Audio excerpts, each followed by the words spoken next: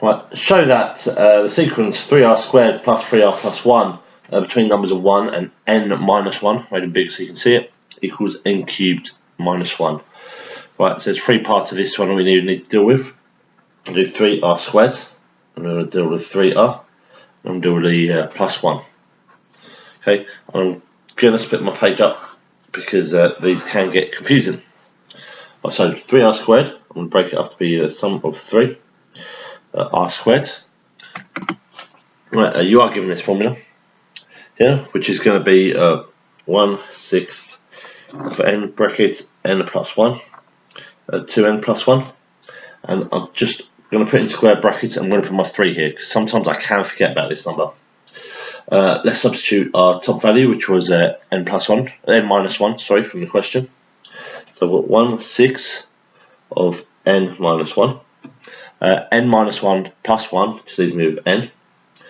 This one here, 2n plus 1, so which should still be in brackets. 2 lots of n minus 1 is actually just going to be 2n minus 2, and then plus 1. Okay. And again, times it all by 3. I'm going to expand these two brackets in the middle first. So I've got a 6th n squared minus n.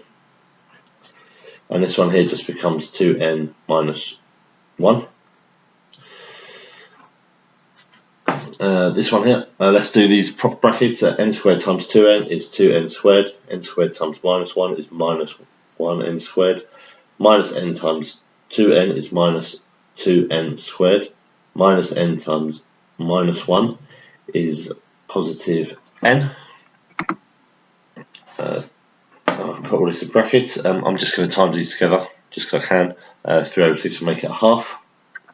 Now I'm going to like my final bit as it's expanded. Half times 2n squared is n squared. These two go together to make 3n squared. I'm going to halve it, so 3 over 2 n squared. And it's a negative sign. And plus 2, so it's going to be plus a half n. I've just realised this should actually be a cubed, and that should be a cubed as well. Because it's n squared times 2n, which is 2n cubed. So we're going to leave that, and then we're going to focus on the next bit, which is a 3r. So it's going to be 3 again, 3 lots of the sum of r. And remember, r is the one that you have to know, okay, which is a half n plus 1. Okay, we've got 3 lots of them. So it's 3 lots of a half n is n minus 1. And when you n minus 1 and n plus 1, let's leave that as n. Let's expand this. Let's do brackets first. N times n is n squared minus n. I'm going to times this like I did last time to make it 3 halves. And I'm going to expand this one here out to make it, I'm just doing right at the bottom so it's on the lines, 3 halves n squared minus 3 halves n. Okay, and then I've got my, so we're going to have to times this 1 times n minus 1, because we still like doing 1 n minus 1 times, which just nicely expands to be n minus 1. Okay, and now because I've done it in the table, I've got all my lines right there, and all my line working out is nice and good. So let's see.